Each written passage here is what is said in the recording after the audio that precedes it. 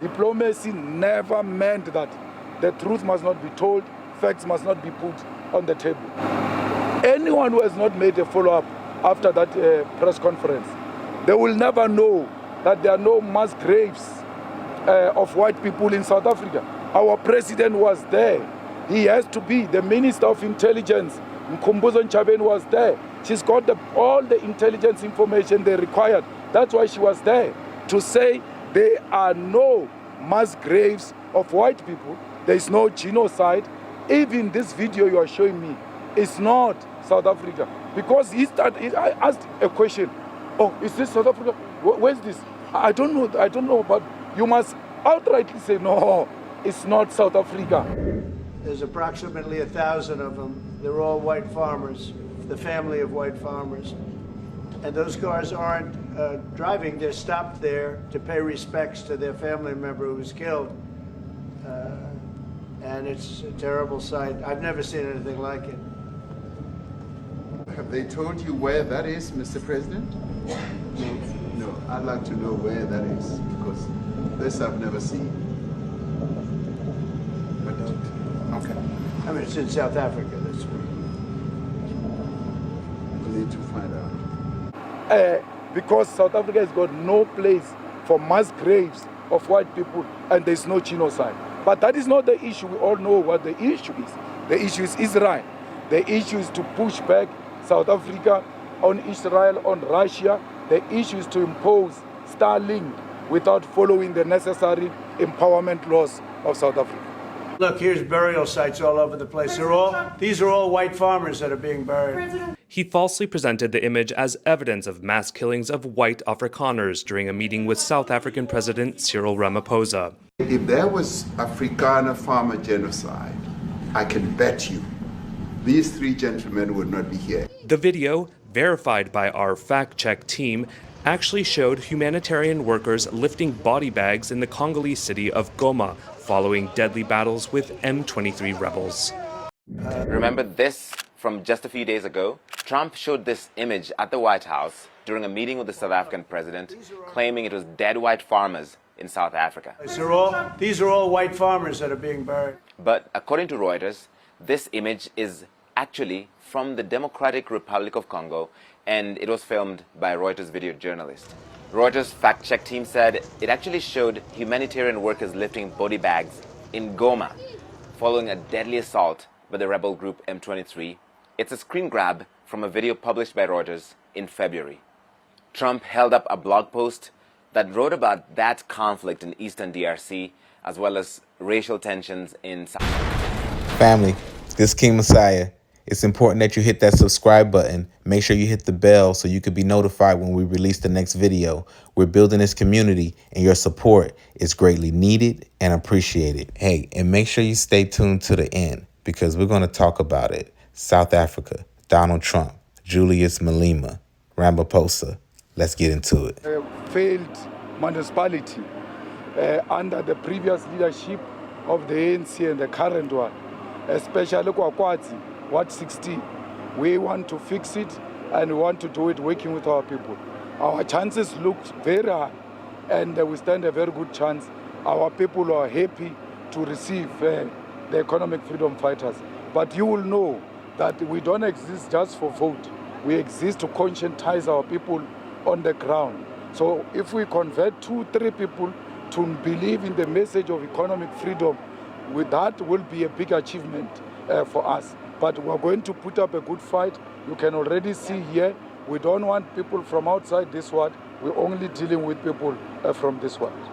Mr. Malema, you spoke a lot about your safety, especially given the utterances that were made by Mr. Trump. We see also an increased number of security. Are you really fearful for your life? And secondly, just to speak about how do those utterances by Mr. Trump, how do they affect the EFF, especially going into the local government elections?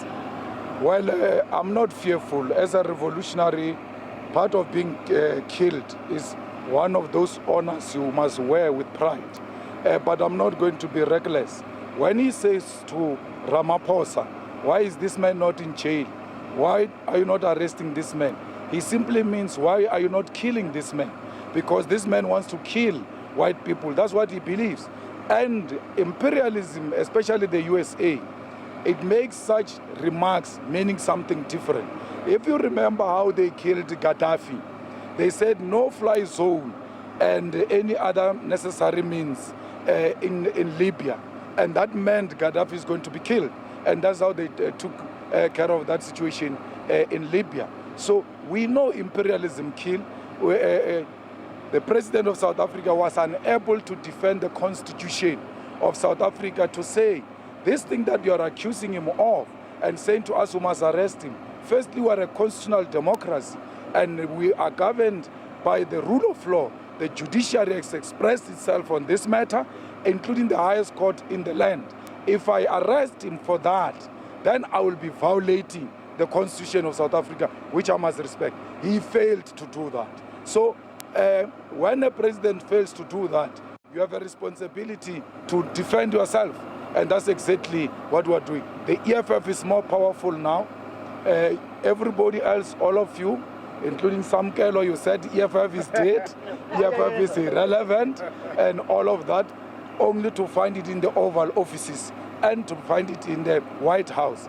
And for a USA president to argue with the South African president who's in denial, who says, this is just a small party, it's so insignificant. He says, that's not a small party.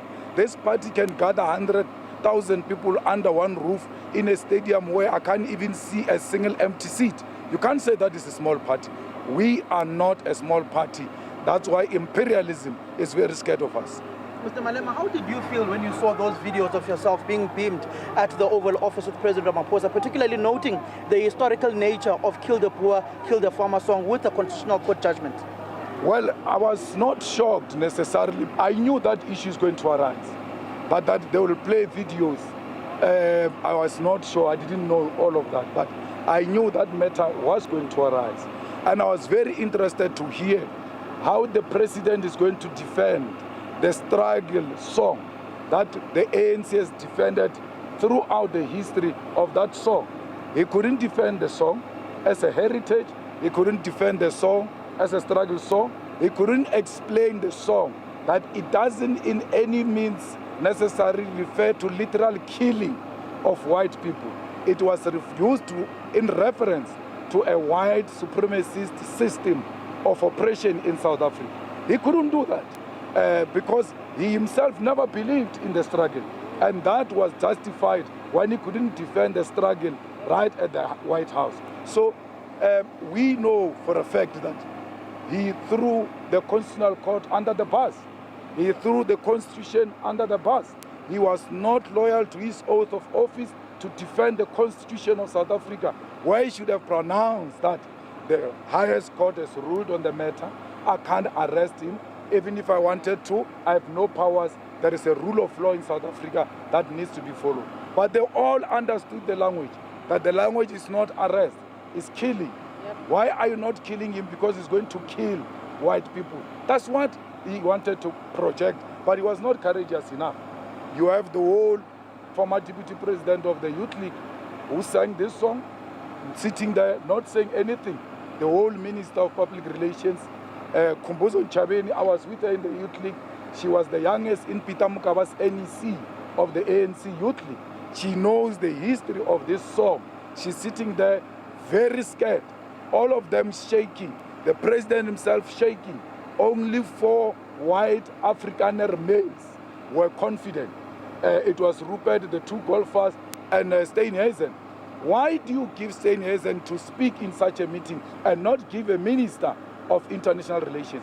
That department has been juniorized and has been undermined as a result. And that's what I asked him in Parliament, that have you juniorized this ministry? Are you playing with this important ministry? And we saw agriculture, a minister being promoted against the Minister of International Relations. Reason being the color of his skin more than anything else. Have you engaged with any of the members of that particular delegation since that interaction at the Oval Office, like Kumbuzo Chaveni and Ronald Lamula? No, I've not done that. I have no duty to do that. I have no relationship with them like that. So, but I will raise it in Parliament. When the president comes for questions, we'll sharply raise this matter and I will sharply raise the matter where he failed to defend the struggle and the constitution of the Republic of South Africa. Diplomatically, don't you feel as if the president was on the right footing not to engage President Trump and to present facts to him, because that wouldn't have changed the thinking of the US president? So to engage in a diplomatic engagement which doesn't present the facts is falsehood. It's not diplomacy. Diplomacy, you say, with due respect, Mr. President, so many people are being killed in South Africa, and of this number, so many are blacks, so many are white. Majority of people being killed are black, and you do that in the best way you can. Ramaphosa can do that. He's got the temperament to can do that. I can do that. I can't do that. I'm going to be very aggressive, and that meet in one way. So Ramaphosa should have presented the facts. Look, he goes to Oval Office 2 days or a day after they released the crime stats, which means Ramaphosa was sitting there knowing the crime stats in South Africa. He still doesn't say, but this is not a true reflection. And then, what kind of diplomacy? Samkel, is this one where you are shown a picture of another country and they say it's your country, and you are saying, no, if I clarify, it's going to be offensive diplomatically. Those are facts. Diplomacy never meant that the truth must not be told, facts must not be put on the table. Anyone who has not made a follow-up after that press conference, they will never know that there are no mass graves of white people in South Africa. Our president was there. He has to be. The Minister of Intelligence, Mkhumbuzo Ntshavheni, was there. She's got all the intelligence information they required. That's why she was there, to say there are no mass graves of white people. There is no genocide. Even this video you are showing me is not South Africa. Because I asked a question. Oh, is this South Africa? Where's this? I don't know, but you must outrightly say, no, it's not South Africa. Because South Africa has got no place for mass graves of white people, and there's no genocide. But that is not the issue. We all know what the issue is. The issue is Israel. The issue is to push back South Africa on Israel, on Russia. The issue is to impose Starlink without following the necessary empowerment laws of South Africa. Well, there you have it. The fact checks has been put in. And I mean, what this tells us is, in the eyes of the dominant society, in the eyes of the powers that be, Africa is just one big nigga. Okay. And what I mean by that, Africa is just one big nigga. I mean, it's so much chaos and so much body bags. They're just clumping them all together and showing it to the world and pushing their agenda and their narrative. And it's social media has allowed us to be able to expose, these travesties. They just closed the peace deal with the Congo and the Rwanda. There's footage that they get, there's intel that the White House get, that President Trump get. I mean, how many times has this footage had to have been vetted before it got to the chief exec, the president, and then actually published to the whole world to just be rebuked and just be debunked? The embarrassment. You are supposed to have the top-notch intel, but what does this tell? What does this tell us? This tells us that the intel, it's all agenda-based. Everybody's pushing an agenda, and the intel is never going to be for your best interest. It's always going to be for their best interest, which is counter your best interest. Pushing a narrative that there's a genocide in South Africa, there's white mass graves, pushing fake stories, taking catastrophes that happened in the Congo and bringing it to the press conference for South Africa, having no respect for thorough investigation, for thorough news, having no respect for thorough data and intel, just bringing it to the public world and embarrassing yourself. It just lets us know that there's an agenda. There's an agenda.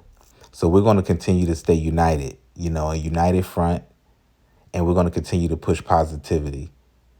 And that's just what it is. Let's get into the next video. And before you leave, make sure you hit that subscribe button. Make sure you hit the bell so you could be notified when we release the next video. Drop a comment. I want to know, what is your opinion on this whole topic? And let's stay connected. Double salute, King Messiah.